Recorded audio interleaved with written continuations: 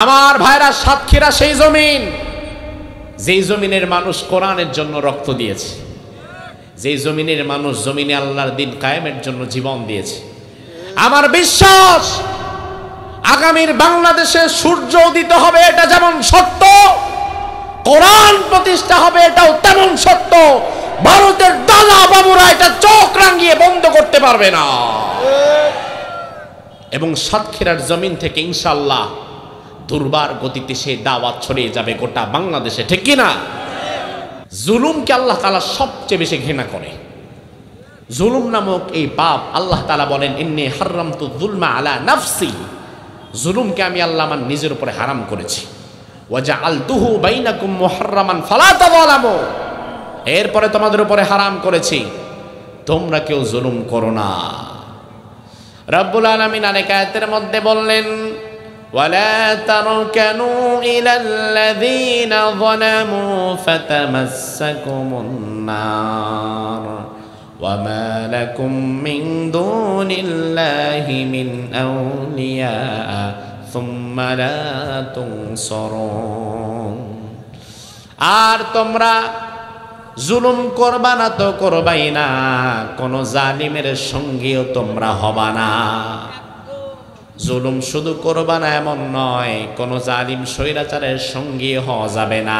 বাংলাদেশে এমন লক্ষ লক্ষ মানুষ আছে যারা বলবে, হুজুর আমরা জুলুম করি না, কিন্তু খোঁজ নিলে দেখা যাবে জুলুম হয়তো নিজে করে নাই, কিন্তু জালিম স্বৈরাচারের সঙ্গী হয়ে ঘুরতো।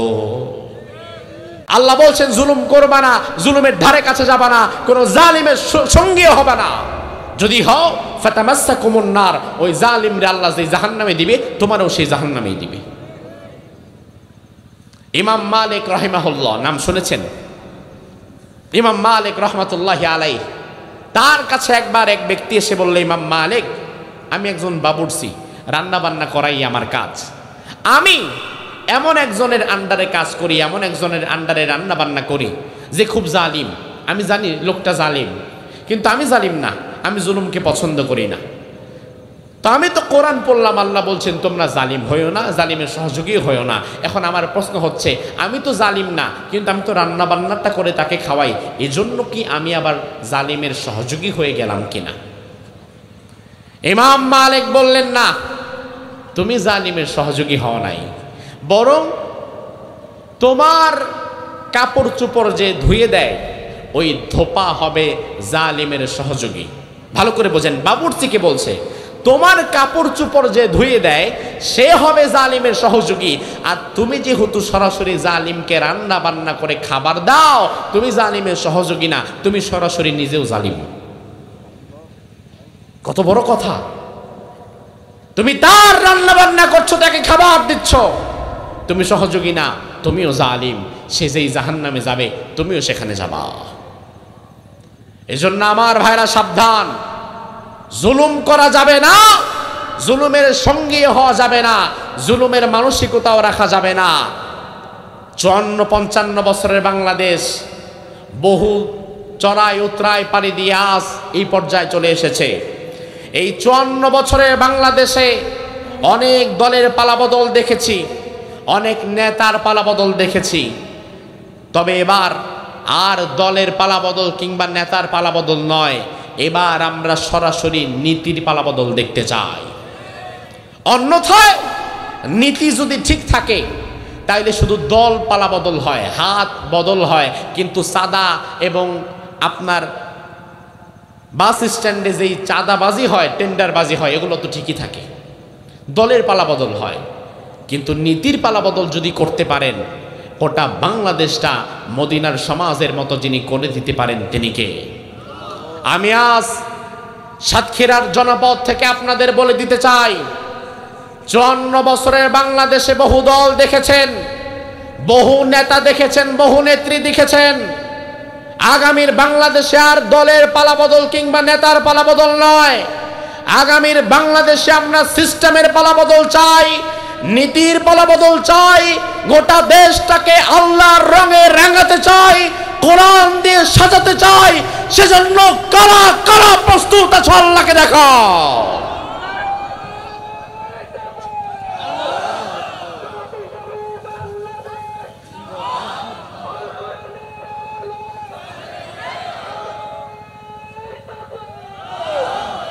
আমার ভাইরা আরেকটা বিষয় লক্ষ্য করবেন, বাংলাদেশ কিন্তু এই মুহূর্তে ইসলামী রাষ্ট্র হয়ে যায় না। আবেগ দিয়ে বিচার করলে হবে না। 2024-এর 5ই আগস্ট বাংলাদেশে কোনো ইসলামী বিপ্লব হয় নাই। 2024 সালের 5ই আগস্ট বাংলাদেশে যেটা হয়েছে এটা একটা গণবিপ্লব। এই গণবিপ্লবে সর্বশ্রেণীর মানুষের একটা অংশগ্রহণ আছে না নাই? গণবিপ্লবের পরে জমিন কিছুদিন ফাঁকা থাকে। ওই সময়টাতে জমিনে সবচেয়ে বেশি কাজ করে যারা, জমিনের পরবর্তী রক্ষণাবেক্ষণের দায়িত্ব পেয়ে যায় তারা। গণবিপ্লবের পরে জমিনে যদি ধর্মনিরপেক্ষতা মতবাদের শক্তি কাজ করতে পারে, তবে আবারও ধর্মনিরপেক্ষতা মতবাদের লোকেরা জমিনের কর্তৃত্বে চলে আসবে। জমিনের এই সময়টাতে যদি জাতীয়তাবাদের শক্তির লোকেরা কাজ করতে পারে, তবে আবারও জাতীয়তাবাদের বিপ্লব হয়ে যাবে। জমিনের এই ফাঁকা সময়টাতে যদি সমাজতন্ত্রের লোকেরা কাজ করতে পারে, তবে সমাজতন্ত্রের বিপ্লব হয়ে যেতে পারে। জমিনের এই ফাঁকা সময়টাতে আমাদেরকে ইসলামের জন্য কাজ করতে হবে, তাহলে আশাবাদী আগামীতে এই জমিনে ইসলামী বিপ্লব হয়ে যাবে।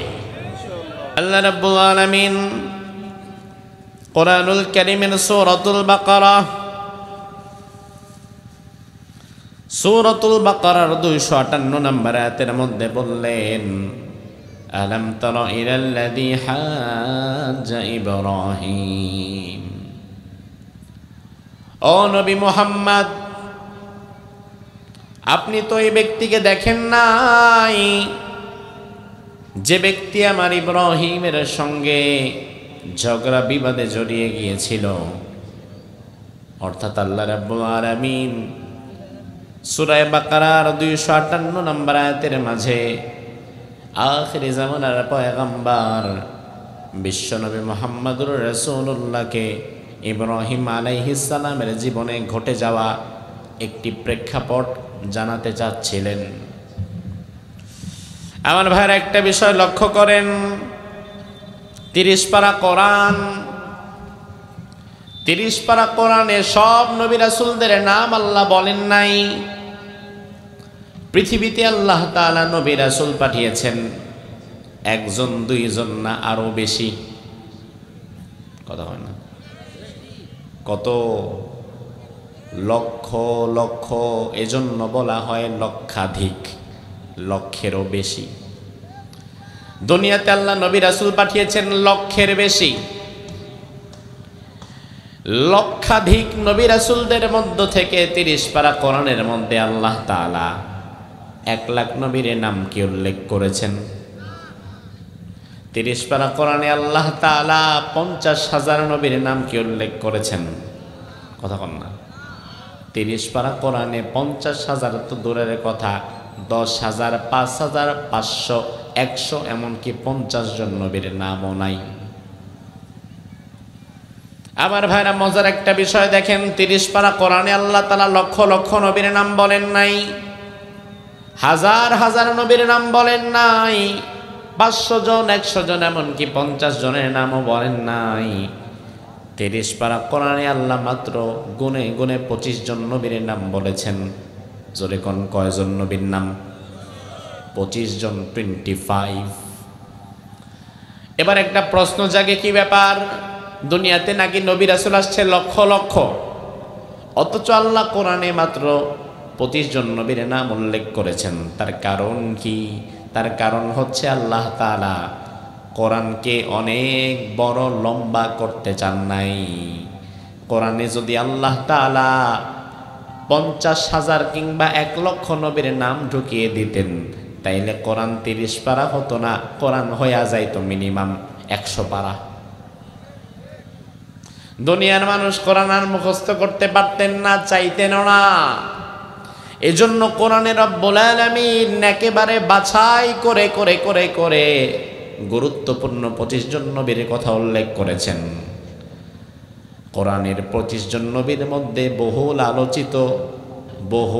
আলোচিত নবীর নাম হচ্ছে ইব্রাহিম আলাইহিস সালাম। কোরআনে ইব্রাহিম আলাইহিস সালামের ব্যাপারে আল্লাহ একবার দুইবার না অসংখ্যবার কথা বলেছেন। নাম হিসাবে কোরআনে মূসা আলাইহিস সালামের নাম সবচাইতে বেশি এসেছে। তবে কোরআনুল কারীমের দিকে যদি আপনি লক্ষ্য করেন, আপনি দেখবেন ইব্রাহিম আলাইহিস সালামের জীবনের নানান জায়গার ঘটনাগুলো সরাসরি কোরআনের মধ্যে আল্লাহ স্থান করে দিয়েছেন। আমার ভাইয়ের একটা বিষয় লক্ষ্য করেন, ইব্রাহিম আলাইহিস সালাম তো আজকের মানুষ নয়, 2025 সালের মানুষ নয়, আজ থেকে 4000 বছর আগের মানুষ ইব্রাহিম আলাইহিস সালাম। কয় হাজার বছর আগের? আজ থেকে 4000 বছর আগে ইরাকের বাবেল নগরীতে ইব্রাহিম আলাইহিস সালামের জন্ম হয়। এই যে 30 পারা কোরআন নাজিলেরও 2500 বছর আগে, কোরআন নাজিলের 2500 বছর আগে, আর কোরআন নাজিল হয়েছে 1500 বছর, তো চলেই গেছে। তাইলে আগে 2500 আর পরে 1500, 2500 আর 1500 মিললে কত হয়? 4000। তার মানে ইব্রাহিম নবীর কথাগুলো আজকের কথা না, 4000 বছর আগের কথা। পৃথিবী ধরেন যদি আরো 500 বছর টিকে, কোরআন কি এটাই থাকবে না পরিবর্তন হবে? পরিবর্তন হওয়ার সুযোগ আছে তো? পরিবর্তন হওয়ার কোনো সুযোগ নাই। তার মানে আজকে আমরা যেমন ইব্রাহিম আলাইহিস সালামের জীবনী থেকে শিক্ষা নিতে পারি, 500 বছর পরে যারা দুনিয়াতে আসবে ইব্রাহিমের সন্তান হিসাবে, তারাও ইব্রাহিমের ঘটনা থেকে শিক্ষা নিতে পারবে। এমন ব্যবস্থা যিনি করে দিয়েছেন তিনি কে? ইব্রাহিম আলাইহিস সালামের কথাগুলা কোরআনের মধ্যে আল্লাহ অনেক বেশি বলেছেন। ও ভাই, আমার বেশি বলার কারণ আছে। তার কারণ দুনিয়ার অন্যান্য নবীদের সাথে উম্মতে মুহাম্মাদের সম্পর্ক যতটা, দুনিয়ার অন্যান্য নবীদের সাথে আমাদের সম্পর্ক যতটা, ইব্রাহিম নবীর সাথে ততটা নয়, তার চাইতে আরেকটু বেশি। মূসা আলাইহিস সালাম একজন নবী হিসাবে মূসাকে আমরা মানি, বিশ্বাস করি, তবে এর চাইতে বেশি সম্পর্ক মূসা নবীর সাথে আমাদের নাই। ঈসা আলাইহিস সালাম একজন নবী হিসাবে তাকে আমরা মানি, বিশ্বাস করি, তবে তার চাইতে বেশি সম্পর্ক তার সাথে আমাদের নাই। কিন্তু ইব্রাহিম আলাইহিস সালাম তিনি কেবলমাত্র একজন নবী নয়, বরং নবী ছাড়া, তার নবীর পরিচয় ছাড়া ইব্রাহিম নবীর সাথে আপনারা যারা বসে আছেন আপনাদের আরেকটা সম্পর্ক আছে না নাই? আমার ভাইরা, তাহলে একটু বলেন দেখি সম্পর্কটা কি? তিনি আমাদের কি হন? অনেকে তো কয় না, যারা কয় না এরা মনে হয় নিষিদ্ধ গ্রুপের লোক। ইব্রাহিম নবী যে জাতির পিতা, বাংলার মানুষ এটা ভুলতে বসেছে। আমার মনে হয় স্বৈরাচার যদি আর তার প্ল্যান অনুযায়ী 2041-42 সাল পর্যন্ত থাকতো, তাইলে আমরা 4 খলিফার নামও ভুলে যেতাম, নবীদের নামও ভুলে গিয়ে হয়তো শুধু তার বাপের নাম মনে রাখতাম। ইব্রাহিম যে জাতির পিতা মানুষ ভুলেই গেছে।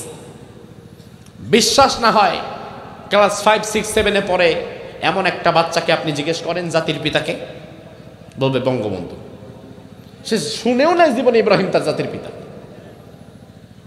এটাই সত্য, এটাই বাস্তব। এবার আমার ভাইরা আপনারা জবাব দেন, আমাদের জাতির পিতার নাম কি? ও আমার ভাইরা, এটা ইমানের জবাব। এত ভয় পেয়ে দেন কেন? আসতে দেন কেন?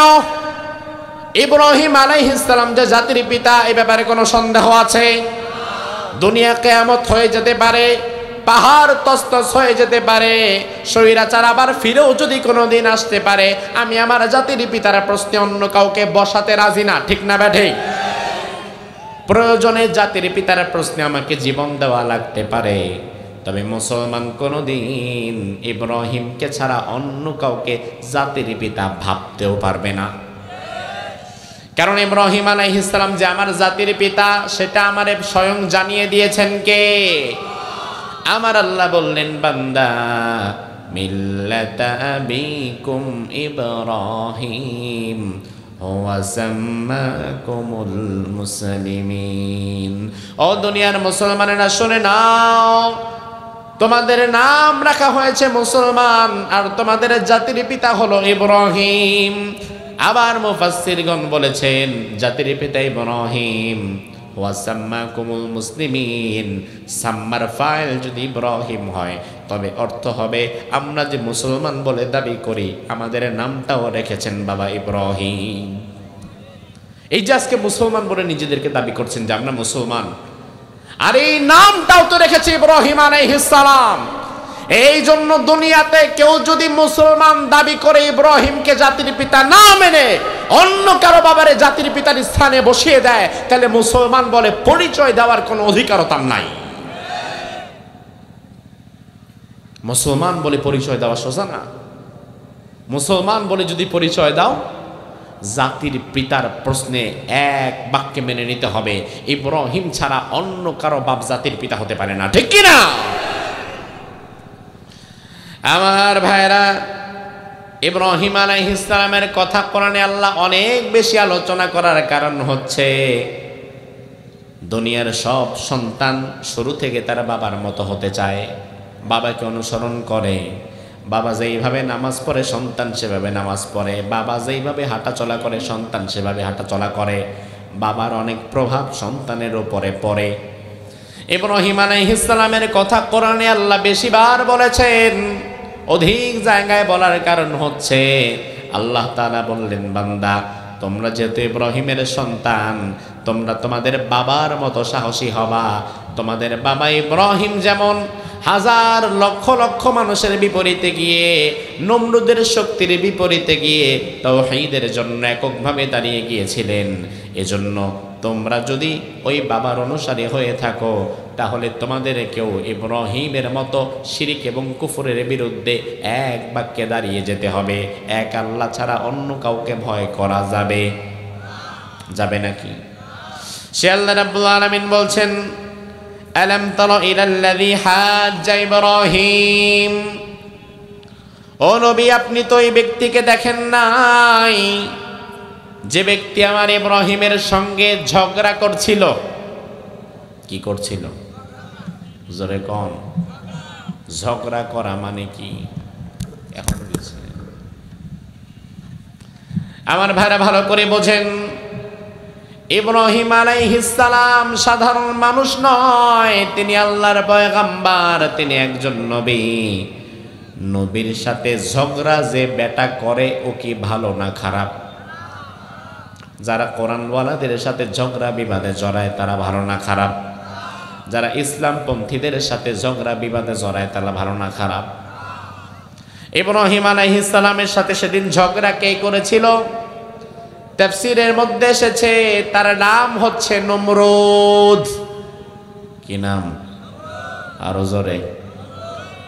খুব ভালো মানুষ তো। নমরুদ ইব্রাহিম আলাইহিস সালামের সাথে ঝগড়া করছিল। কি বিষয়ে ঝগড়া করেছিল সেটাও আমার আল্লাহ বলে দিলেন। ফি রব্বিহি, রবের ব্যাপারে ঝগড়া করছিল। রবের পরিচয় নিয়ে ঝগড়া করছিল। নমরুদ দাবি করেছিল রব আমি, সৃষ্টিকর্তা আমি, খালিক আমি, মালিক আমি, রাজ্জাক আমি, সব আমি। এবার আপনারা বলেন তো আমাদের খালিক, মালিক, সৃষ্টিকর্তা, পালনকর্তা, আইনদাতা, বিধানদাতা একমাত্র কে? আমাদের রব কে? এখন নমরুদ তো দাবি করে বসেছিল আমি তোমাদের রব, সবাই মেনেও নিয়েছিল তিনিই আমাদের রব। তার কারণ হচ্ছে নমরুদ তার রুবুবিয়্যাতকে প্রতিষ্ঠা করার জন্য মুফাসসিরগণ বলেন দীর্ঘ সময় পর্যন্ত আসমানি কিতাবের শিক্ষাকে বন্ধ করে রেখেছিল। আর যেই সমাজে আসমানি কিতাবের শিক্ষা বন্ধ হয়ে যায়, আসমানি কিতাবের কোনো আলেম যে সমাজে থাকে না, ওই সমাজ থেকে ধীরে ধীরে প্রজন্মের পর প্রজন্ম যদি এভাবে চলতে থাকে তাহলে ওই সমাজের মানুষেরা ধীরে ধীরে নাস্তিক হয়ে যায়। ভালো করে বোঝেন কথাটা, শুধু নিছক ঠিক বলার জন্য না, একটু বিবেক দিয়ে বুঝে নেবেন। এখন যদি আপনাদেরকে প্রশ্ন করা হয়, তিনটা প্রশ্ন করব, তিনটি প্রশ্নের জবাব ভেবে চিন্তে দিবেন। প্রথম প্রশ্ন, আমাদের রব কে? যারা বলে না তারাও বলেন আমাদের রব কে? আমাদের ধর্মের নাম কি? আমাদের নবীর নাম কি? এই তিনটি প্রশ্নে উপস্থিত জনতার কারো কোনো সন্দেহ আছে? এবার আমার ভাইরা, আমি একটু আপনার কাছ থেকে জানতে চাই, আমাদের রব যে আল্লাহ, আমাদের ধর্মের নাম যে ইসলাম, আমাদের নবীর নাম যে মুহাম্মদ, এই তিনটি প্রশ্নের জবাব আমরা পেলাম কোত্থেকে? বাংলা বই থেকে, ক্লাস 5-এর অঙ্ক বই থেকে, তাইলে অনার্স মাস্টার্সের বিজ্ঞান ভূগোল বই থেকে। তাইলে এই তিনটি প্রশ্নের জবাব আমরা পেয়েছি একটা কিতাব থেকে। সেই কিতাবের নাম কি? কোরআন হচ্ছে আসমানি কিতাব। আসমানি কিতাব থেকে আমরা সন্ধান পেয়েছি যে আমাদের রব হচ্ছে আল্লাহ, ধর্মের নাম ইসলাম, আর নবীর নাম মুহাম্মাদুর রাসূলুল্লাহ।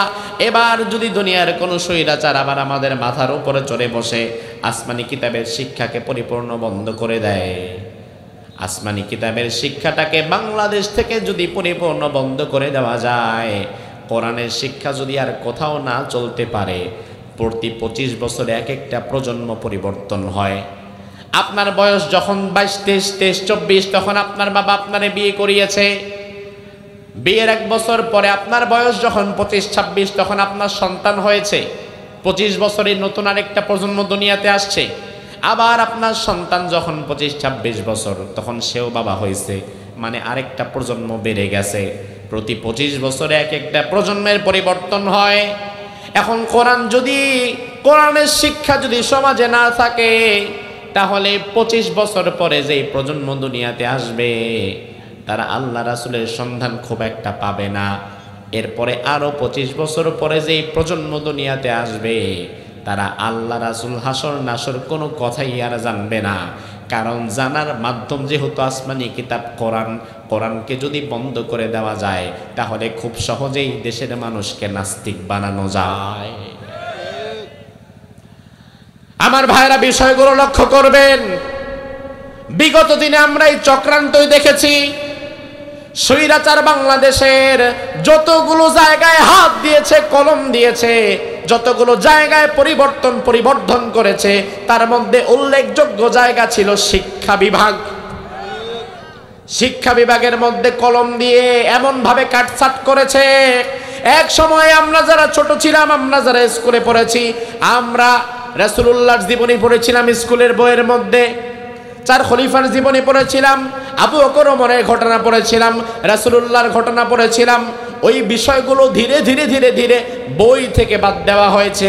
রাসূলের জীবনী নাই, আবু বকরের জীবনী নাই, ওমরের জীবনী নাই, কাজী নজরুল ইসলামের কবিতা নাই, জসিমউদ্দিনের কবিতা নাই, কবি ফররুখ আহমদের কবিতা নাই। সব কিছু বাদ দিয়া শামসুর রহমানের মতো নাস্তিকের কবিতা ঢুকানো হয়েছে, আর জাফর ইকবালের মতো মানুষ নাকি বানর থেকে আসছে এমন বান্দরের বাচ্চার লেখা ঢোকানো হয়েছিল।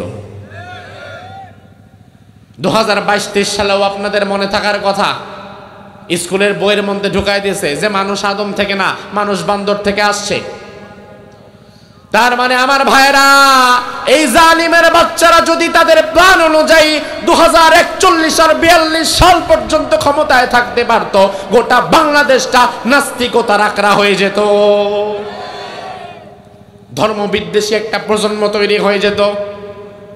এখনো পর্যন্ত এই প্রজন্মের যুবক যাদের বয়স 15, 16, 17, তাদেরকে দাঁড় করান, 10 জন সাহাবীর নাম বলতে বলেন, আমার বিশ্বাস পারবে না। 10 জন সাহাবীর নাম এই প্রজন্মের ছেলেরা বলতে পারবে, নায়ক নায়িকা গায়ক গায়িকার নাম ঠিকই বলতে পারবে। এটার দোষ হচ্ছে শিক্ষা বিভাগের। শিক্ষা বিভাগটাকে এমনভাবে তারা সাজিয়েছে যেন জাতি পুরাপুরি আল্লাহ থেকে সরে যায়। এজন্য আমার ভাইরা লক্ষ্য করেন, নমরুদ সে দাবি করেছিল আমি রব, তাকে সবাই রব মেনেও নিয়েছিল, তার কারণ আসমানি কিতাবের শিক্ষা ছিল না। একমাত্র ইব্রাহিম আলাইহিস সালাম নমরুদকে রব মানে নাই। নমরুদের কানে খবর গেল, এলাকার সবাই আপনাকে রব মানে, আপনাকে মেনে চলে, তবে ইব্রাহিম নামক এক যুবক আপনাকে রব মানে না। কোরআনে আল্লাহ বলছেন, সামিআনা ফাতান ইয়াযকুরুহুম ইউকালু লাহু ইব্রাহিম, এমন এক যুবকের কথা আমাদের কানে আসছে যার নাম ইব্রাহিম। এলাকার সবাই আপনারে রব মানলেও ইব্রাহিম আপনারে রব মানে না। নমরুদ বলল, তাই নাকি, আমারে রব মানে না, সাহস কত বড়, তাকে ধরে নিয়ে আসো। ইব্রাহিম আলাইহিস সালাম তাকে গোয়েন্দা বিভাগের লোকেরা গিয়ে নমরুদের রাজদরবারে নিয়ে আসা হলো। ইব্রাহিম আলাইহিস সালাম এক আল্লাহ ছাড়া আর কাউকে ভয় পান? জোরে কোন। ইব্রাহিম যেমন এক আল্লাহ ছাড়া দুনিয়ার কাউরে ভয় পায় না, ইব্রাহিমের সন্তান যারা তারাও এক আল্লাহ ছাড়া দুনিয়ার কাউরে আর ভয় পাবে না, ঠিক কি না? ইব্রাহিম আলাইহিস সালামকে নমরুদ তার রাজদরবারে নিয়ে আসছে। দুই পাশে হাজার হাজার মানুষ, হাতের মধ্যে অস্ত্র শস্ত্র। ভালো করে বোঝেন, ইব্রাহিম কিন্তু একা, আর হাজার হাজার মানুষ চারপাশে যারা তাকে ঘিরে ধরে আছে, যাদের হাতে অস্ত্র শস্ত্র, ওই মানুষগুলো কি ইব্রাহিমের পক্ষে না নমরুদের পক্ষে? ইব্রাহিম আলাইহিস সালামের সাথে কেউ নাই, নিজের আপনজন নাই, মা বাবা ভাই বোন কেউ নাই, দল নাই, নেতা নাই, কর্মী নাই, কিচ্ছু নাই, একা দাঁড়িয়ে গেছেন। ইব্রাহিম নবী বুঝিয়ে দিলেন, ও আমার সন্তানেরা শুনে নাও, যদি তুমি হক পথে থাকো তোমার সাথে বেশি মানুষের দরকার নাই। তুমি যদি হক পথে থাকো তাইলে হাজার লক্ষ লক্ষ বাতিলের সামনে তুমি দাঁড়িয়ে যেতে পারো। ইব্রাহিম নবী একা একা দাঁড়িয়ে গেলেন। এবার নমরুদ তাকে প্রশ্ন করলো, ইব্রাহিম ফি রাব্বিহি, যেহেতু ঝগড়াটা রবের ব্যাপারে, ইব্রাহিম তোমার নাম? বলে জি আমার নাম ইব্রাহিম। নমরুদ বলল, তোমাকে বেশি কথা বলবো না, একটা মাত্র প্রশ্ন করব, এক বাক্যে জবাব দিবা। প্রশ্ন হবে একটা, জবাব হবে একটা, কোনো ঘোরানো পেছানো না। ইব্রাহিম বললেন, ঠিক, আমিও ঘোরানো পেছানো কথা বলি না, পছন্দ করি না। কি জানতে চান বলেন? হাজার লক্ষ লক্ষ মানুষের সামনে নমরুদ বলল, ইব্রাহিম তোমার কাছে আমার প্রশ্ন হচ্ছে, মার রব্বুকা ইয়া ইব্রাহিম, ও ইব্রাহিম জবাব দাও, তোমার রবের নাম কি? আমার ভাইরা লক্ষ্য করেন, প্রশ্নটা কি কঠিন না সহজ? কথা হয় না, উত্তরটা কি কঠিন না সহজ? আপনার কাছে এখন সহজ মনে হতে পারে ভাই, তবে 4000 বছর পূর্বের এই প্রেক্ষাপটে জবাব দেওয়াটা মোটেই সহজ ছিল না। এই যে আপনারা এতগুলো মানুষ বসে আছেন, এই জবাবটা যদি আমি আপনাদের থেকে জানতে চাই, ও সাতক্ষীরার ভাইয়েরা আপনারা জবাব দেন, আপনাদের রবের নাম কি? আরো জোরে। এই যে রবের নাম আল্লাহ, এই কথা বলাতে পাশ থেকে কেউ আপনারে সর মারছে? এই যে আপনি রবের সাক্ষ্য দিয়েছেন, এই কথা বলাতে কেউ আপনাকে মামলা দিবে, হামলা দিবে? কেউ আপনারে ধরবে, আটকাবে না? তার মানে এই পর্যায়ে বসে রবের পক্ষে কথা বলাটা আর কঠিন কিছু নয়। রবের পক্ষে আপনি কথা বলতে পারেন। এখন দ্বীনের কাজ করাটা আমাদের জন্য আলহামদুলিল্লাহ সহজ হয়ে গেছে। এই যে মাহফিল আপনারা করছেন, বাংলাদেশে এই বছর মাহফিল পূর্ববর্তী বছরগুলোর চাইতে কম না আরো বেশি? এই বছর লাখ লাখ মাহফিল বাংলাদেশে হচ্ছে। জীবনে যারা কোনোদিন মাহফিল করে নাই তারাও এই বছর মাহফিল করতেছে। তবে আমার ভাইয়েরা, এই বছর মাহফিল করা আর স্বৈরাচারের এই 16-17 বছর মাহফিল করা কিন্তু এক ছিল না। এই বছর তো মাহফিল অনেক শখের কমিটি করতেছে, কিছু টাকা পয়সা তুলে বক্তা একজন দাওয়াত দিয়ে মাহফিল তো করাই যায়। তবে প্রকৃতার্থে দ্বীনের দাওয়াতের কাজ করেছে তারা বিগত 16-17 বছর হামলা মামলা উপেক্ষা করে মাহফিল করেছে তারা। সাতক্ষীরা হচ্ছে সেই জমিন, যেই জমিনে মাহফিলের বক্তা তাকে পর্যন্ত গ্রেফতারের জন্য পুলিশ চলে আসছে। এমন ঘটনা সাতক্ষীরাতে আছে না নাই? মাহফিলের পরে কমিটি 6 মাস বাড়ি থাকতে পারে নাই, এখানেই হয়েছে। চিন্তা করেন আমার ভাইরা, সাতক্ষীরা সেই জমিন, যেই জমিনের মানুষ কোরআনের জন্য রক্ত দিয়েছে, যেই জমিনের মানুষ জমিনে আল্লাহর দ্বীন কায়েমের জন্য জীবন দিয়েছে। আমার বিশ্বাস আগামীর বাংলাদেশে সূর্য উদিত হবে, এটা যেমন সত্য, কোরআন প্রতিষ্ঠা হবে এটাও তেমন সত্য। ভারতের দাদা বাবুরা এটা চোখ রাঙিয়ে বন্ধ করতে পারবে না। এবং সাতক্ষীরার জমিন থেকে ইনশাআল্লাহ দুর্বার গতিতে সেই দাওয়াত ছড়িয়ে যাবে গোটা বাংলাদেশে, ঠিক কিনা? ইব্রাহিম আলাইহিস সালাম 4000 বছর আগে নমরুদের সামনে দাঁড়িয়ে নমরুদের চোখে চোখ রেখে আল্লাহ এই কথা বলা, আর আজকে আমরা আল্লাহকে ডাক দেওয়া, দুটা কি এক? আমার ভাইরা, পরিবেশ পরিস্থিতি অনেক বড় একটা বিষয়। ইব্রাহিম আলাইহিস সালাম নমরুদের মুখের উপরে দাঁড়িয়ে তখন বলেছিলেন, তুমি আমার রবকে চেনো না? রব্বি আল্লাহ, আমার রব হচ্ছে আল্লাহ সুবহানাহু ওয়া তাআলা। সুবহানাল্লাহ। নমরুদ এবার রেগে গেছে, তোমার রব আল্লাহ, এলাকার মানুষ আমারে রব বলে, তুমি আবার আল্লাহকে রব বলছো। এবার আমার আল্লাহ বললেন, আন আতাহুল্লাহুল মুলক। ইব্রাহিমের সাথে নমরুদ যে দুর্ব্যবহার করছিল, অহংকার করছিল, ইব্রাহিমকে যে ধমক দিচ্ছিল, শাস্তি দেওয়ার জন্য উদ্যত হচ্ছিল, এটার কারণ হচ্ছে আমার আল্লাহ বলেন, এই যে নমরুদের তো অহংকার, ক্ষমতার অহংকার, ক্ষমতার বাহাদুরি, অথচ নমরুদকে তো ওই ক্ষমতা আমি আল্লাহ দিয়েছিলাম। আমার ভাইরা, একটা থিওরি ভালো করে বোঝেন। দুনিয়ার অনেক ক্ষমতাবানেরা ক্ষমতায় যাওয়ার পরে অহংকারী হয়ে যায়, জালিম হয়ে যায়, স্বৈরাচার হয়ে যায়। এমন বহু ইতিহাস পৃথিবীতে আছে না নাই? তবে বাংলাদেশে নাই। তাহলে একবার একটু জবাব দেন, ক্ষমতায় গিয়ে যারা অহংকারী হয়, ক্ষমতায় ওদেরকে বসাইছে কে? আবার নামায়া দিতে পারে কে? আমার আল্লাহ যাকে চায় তারে ক্ষমতা দেয়, আবার আমার আল্লাহ যাকে চায় না তারে ক্ষমতা থেকে নামায়াও দেয়। রব্বুল আলামিন কোরআনের মধ্যে বললেন, কুলিল্লাহুম্মা মালিকাল মুলকি তুতিল মুলকা মান তাশা ওয়া তানজিউল মুলকা মিম্মান তাশা ওয়া তুইজ্জু মান তাশা ওয়া তুদিল্লু মান তাশা বিয়াদিকাল খায়র ইন্নাকা আলা কুল্লি শাইইন কাদির।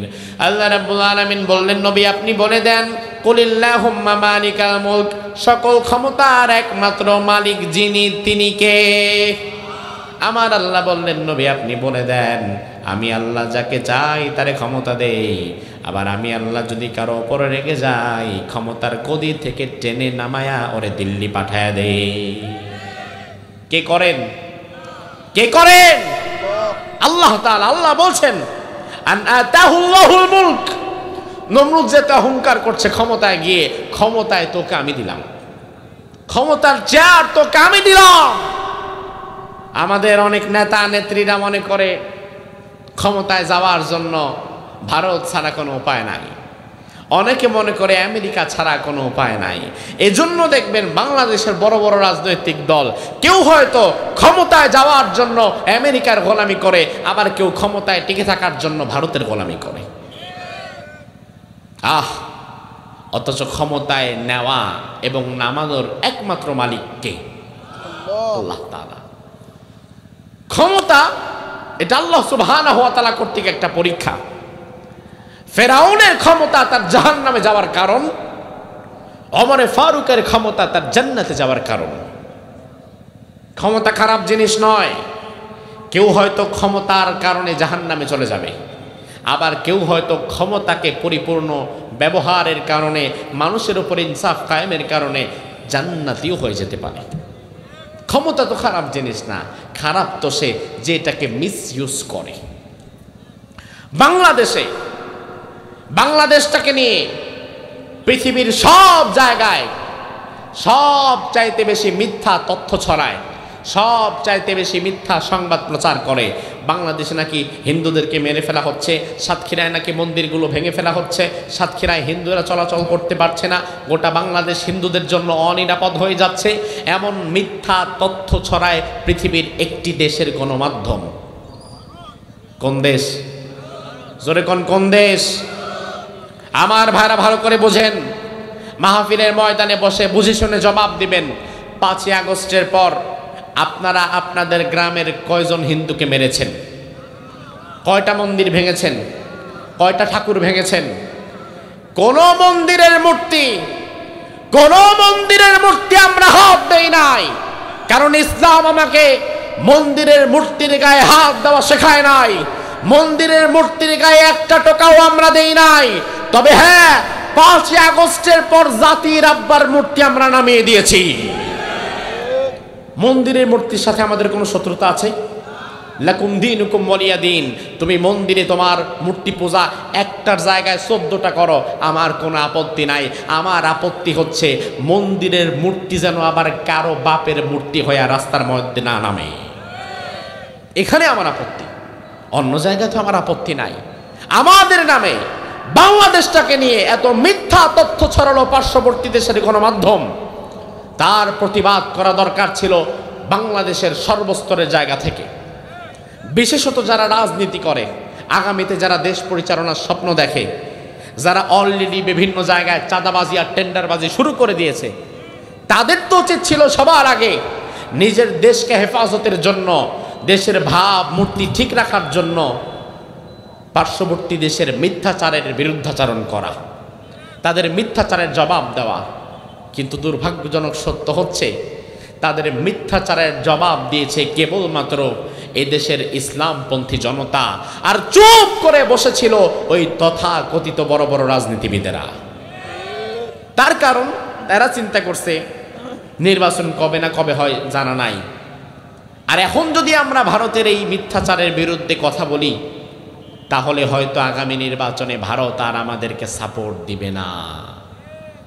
আমার ভাইরা ভালো করে বিশ্বাস করেন, ক্ষমতায় নেওয়ার মালিক ভারত নয়, ক্ষমতায় টিকিয়ে রাখার মালিক ভারত নয়। ভারত আর নরেন্দ্র মোদী যদি কাউকে ক্ষমতায় টিকায় রাখতে পারত, তাহলে তুমি কেন? সে তো তার প্রেমিকারাই রাখতে পারে নাই, তাহলে তুমি কোথাকার কে? এজন্য সাতক্ষীরাবাসীকে আমি কোরআন হাতে নিয়ে শুনিয়ে দিতে চাই, ইমানের সাথে বলতে চাই, আগামীর বাংলাদেশে কে ক্ষমতায় যাবে আর কে ক্ষমতা থেকে নামবে তা নরেন্দ্র মোদী ঠিক করবে? ভারত ঠিক করবে? আমেরিকা ঠিক করবে? চীন কিংবা রাশিয়া ঠিক করবে? আগামীর বাংলাদেশে কে ক্ষমতায় যাবে, কারা রাজনীতি করবে আর কারা ক্ষমতা থেকে নামবে, সেটা নরেন্দ্র মোদী, ভারত, আমেরিকা, চীন, রাশিয়া না, সেটা ঠিক করবে বাংলাদেশের 18 কোটি জনতা। সেটা আমরা ঠিক করব। এজন্য ইসলামকে ভালোবাসেন, এক আল্লাহর পথে চলেন, দুনিয়াতে কারো পা চেটে দালালি করে কোনোদিন সফলতা অর্জন করা যাবে না। সফল হতে হলে আপনি কেবলমাত্র এক আল্লাহর গোলাম হয়ে যান। কার গোলাম? আরো জোরে। আল্লাহ রাব্বুল আলামিন বলছেন, ইব্রাহিম আলাইহিস সালামের সাথে রবের ব্যাপারে যখন ঝগড়া হলো, নমরুদ এবার ইব্রাহিম আলাইহিস সালামকে বলল, ইব্রাহিম, তুমি যেহেতু আমার রব হিসাবে মানো না, আল্লাহর রব হিসাবে স্বীকৃতি দিচ্ছ, এখন আমি তোমার কাছ থেকে জানতে চাই তোমার আল্লাহ এমন কি পারে যেটা আমি পারি না? তাইলে এমন কোনো বিষয় থাকলে বলো, ওইটা আমি করে দেখাবো। ইব্রাহিম আলাইহিস সালাম বললেন, শোনো, ইয ক্বালা ইব্রাহিম রাব্বিয়াল্লাযী ইউহয়ী ওয়া ইউমীত। ইব্রাহিম বলে, নমরুদ শুনে নাও, আমার রব এমন রব, আমার রব মৃতকে জীবন দান করে, আবার জীবিতকে মৃত্যু দান করে। আমার আল্লাহ তাআলা, আমার রব এমন রব যিনি জীবনও দিতে পারে আবার মৃত্যু দিতে পারে। তাহলে জীবন এবং মৃত্যুর মালিক কে? জীবন এবং মৃত্যু দেওয়ার একমাত্র ক্ষমতা আছে কার? কিন্তু তোমার দেশের সংবিধানের মধ্যে কিন্তু লেখা আছে, কোন ফাঁসির দণ্ডপ্রাপ্ত আসামি যদি রাষ্ট্রপতি বরাবর প্রাণ ভিক্ষা চেয়ে দরখাস্ত দেয়, রাষ্ট্রপতি সাহেব চাইলে ওই আসামির প্রাণটা ভিক্ষা দিতে পারে। এমন একটা আইন বাংলাদেশে আছে জানেন তো? রাষ্ট্রপতির কাছে প্রাণ ভিক্ষা চাওয়ার একটা আইন আছে। ইসলামী আন্দোলনের বড় বড় নেতাদেরকে অফার করা হয়েছিল, ফাঁসির আগে তাদেরকে বলা হয়েছিল প্রাণ ভিক্ষা চান, তাইলে সুযোগ দেওয়া যেতে পারে। ইসলামী আন্দোলনের আমিররা তখন বলেছে মৃত্যুর ফয়সালা তো জমিনে হয় না হয় আসমানে, প্রাণ ভিক্ষা এক আল্লাহ ছাড়া আর কারো কাছে চাইব না। এগুলা বানোয়াট না, এগুলা ইতিহাস। আমাদের রাহবাররা এগুলা করে দেখিয়েছেন। তোমার দেশের সংবিধানে বলা হয়েছে রাষ্ট্রপতি প্রাণ ভিক্ষা দিতে পারে।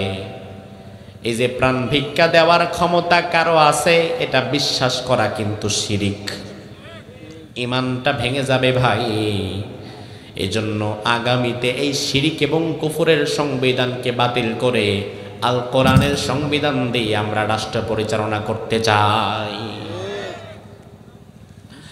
ইব্রাহিম আলাইহিস সালাম যখন বললেন আমার রব জীবন দেয়, আমার রব মরণ দেয়, নমরুদ তখন বলে ক্বালা আনা উহয়ী ওয়া উমীত, জীবন তো আমিও দেই, মরণ তো আমিও দেই। জীবন নাকি সে দেয়, মরণ নাকি সে দেয়? ইব্রাহিম আলাইহিস সালাম বলে তুমিও দাও, তাইলে দেখি কেমনে দাও। নমরুদ তখন জেলখানা থেকে দুইজন কয়েদিকে ডেকে আনলো। দুজন কয়েদিকে ডেকে এনে একজনকে এক কোপ দিয়ে মেরে ফেললো, আরেকজনে বলল যাও তোমারে মুক্তি দিয়ে দিলাম, বাড়ি চলে যাও। ইব্রাহিম আলাইহিস সালাম তাকায় আছে, কিরে পাগলায় করে কি? এবার নমরুদ বলে দেখো ইব্রাহিম, আমি একজনরে মেরে ফেললাম, মৃত্যু দিলাম, আরেকজনরে ছেড়ে দিলাম, জীবন দিলাম, তাইলে তোমার আল্লাহ যেটা পারে আমি তো এটাই পারি। মিলে মিলে কই আগর তলা, কই চোখের তলা। আল্লাহ তাআলা আমাকে এমন সময় জীবন দিয়েছিলেন যখন আমার কোনো অস্তিত্বই ছিল না, আবার আমাকে মেরে ফেলবেন। মৃত্যুর পরে হাজার লক্ষ বছর পরেও আবার আল্লাহর দরবারে জীবিত হিসাবে দাঁড় করাবার ক্ষমতা আল্লাহর আছে না নাই? দুনিয়াতে আর কারো আছে? অসম্ভব।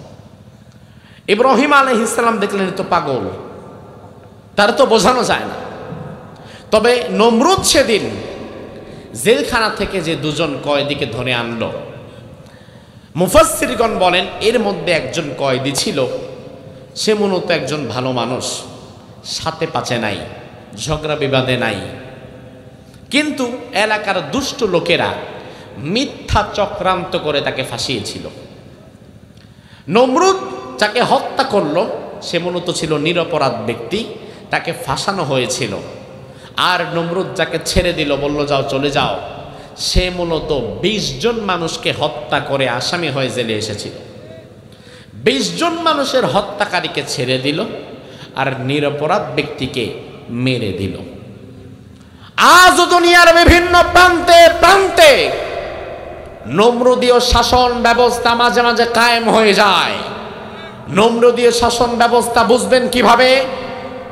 যেই সমাজে, যেই দেশে, যেই রাষ্ট্রে অপরাধীরা পার্লামেন্টে ঘুরে বেড়ায়, খুনি, কিলার, ধর্ষক, নর্তকী, নায়িকা, গায়িকা সংসদে চলে যায়, আর সম্মানিত মানুষদেরকে জীবন দেওয়া লাগে, বুঝবেন ওই সমাজে, ওই রাষ্ট্রে, ওই দেশে নমরুদীয় শাসন ব্যবস্থা কায়েম হয়েছে। নমরুদীয় শাসন ব্যবস্থার এটা হচ্ছে প্রথম রূপ।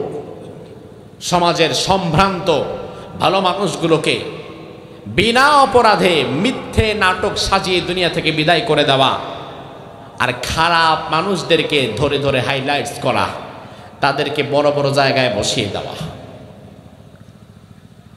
আমার ভাইরা ইব্রাহিম আলাইহিস সালাম দেখলেন এ পাগল ছাগলে বোঝানো যাবে না এইভাবে। এজন্য ইব্রাহিম আলাইহিস সালাম তাকে বললেন নমরুদ শোনো, ফাইন্নাল্লাহা ইয়াতি বিশ-শামসি মিনাল মাশরিকি ফাতি বিহা মিনাল মাগরিব ফাবুহিতাল্লাযী কাফার।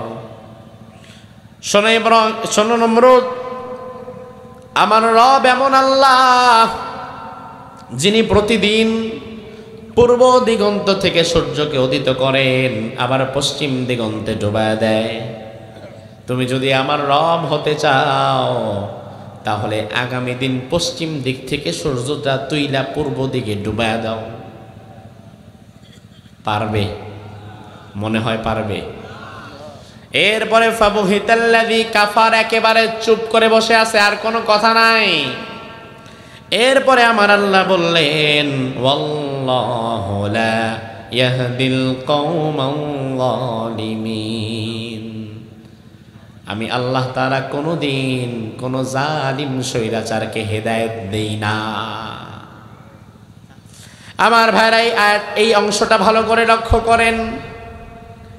আল্লাহ রাব্বুল আলামিন বললেন কত বড় কথা, কোন জালিম স্বৈরাচার নাকি জীবনে কোনোদিন হেদায়েত পায় না।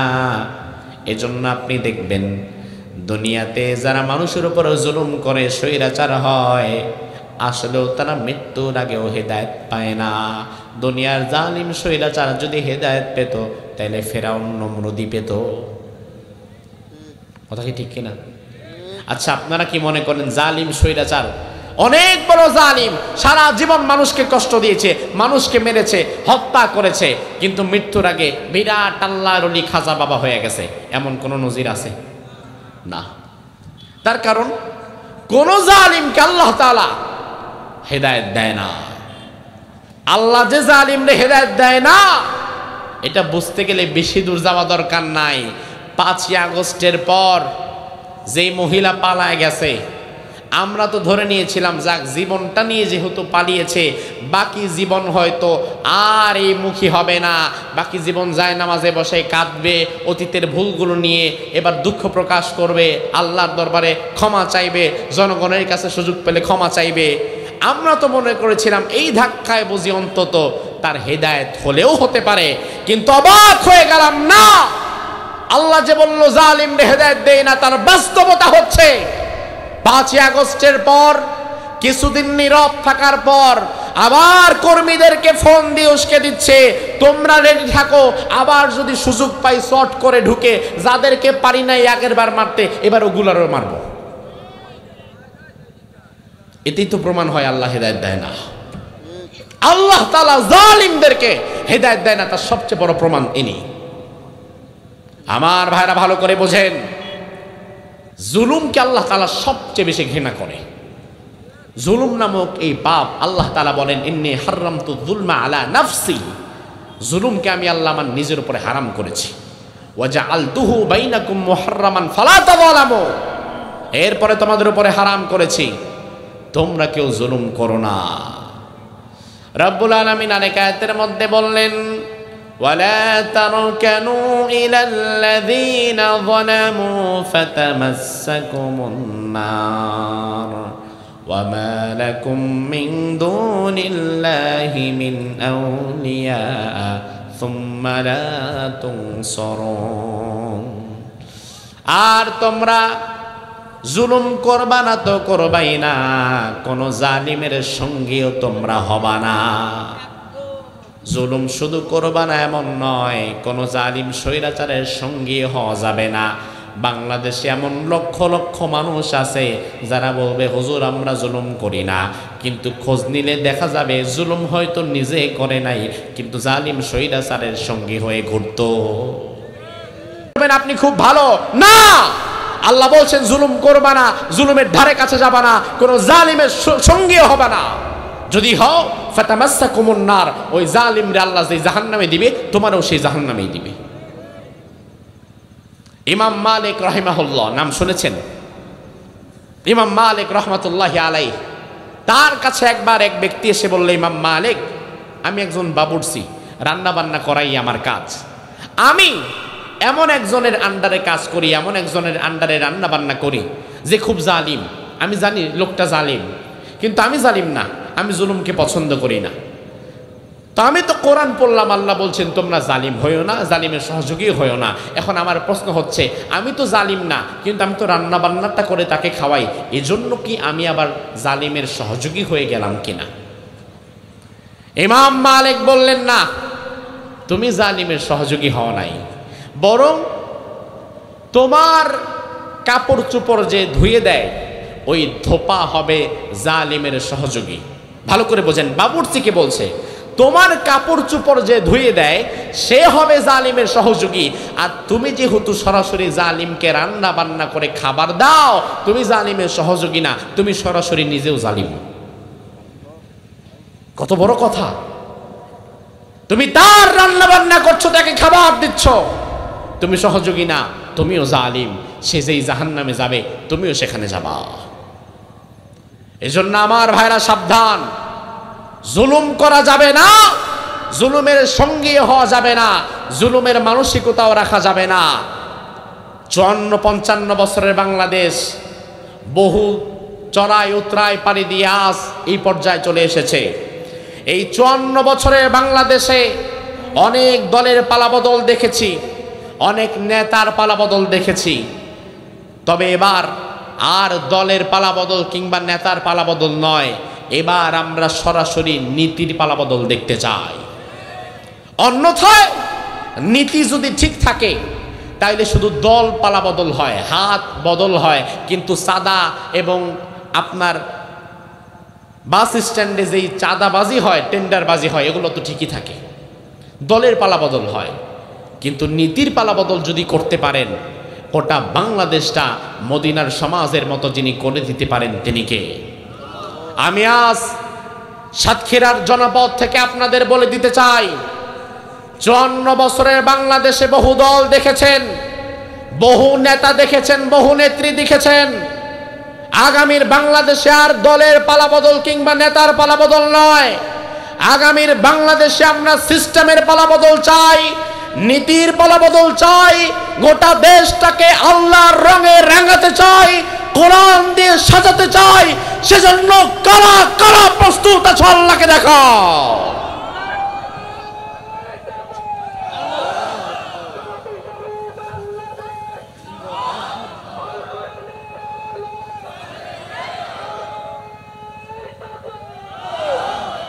আমার ভাইরা আরেকটা বিষয় লক্ষ্য করবেন, বাংলাদেশ কিন্তু এই মুহূর্তে ইসলামী রাষ্ট্র হয়ে যায় না। আবেগ দিয়ে বিচার করলে হবে না। 2024-এর 5 আগস্ট বাংলাদেশে কোনো ইসলামী বিপ্লব হয় নাই। 2024 সালের 5 আগস্ট বাংলাদেশে যেটা হয়েছে এটা একটা গণবিপ্লব। এই গণবিপ্লবে সর্বশ্রেণীর মানুষের একটা অংশগ্রহণ আছে না নাই? গণবিপ্লবের পরে জমিন কিছুদিন ফাঁকা থাকে।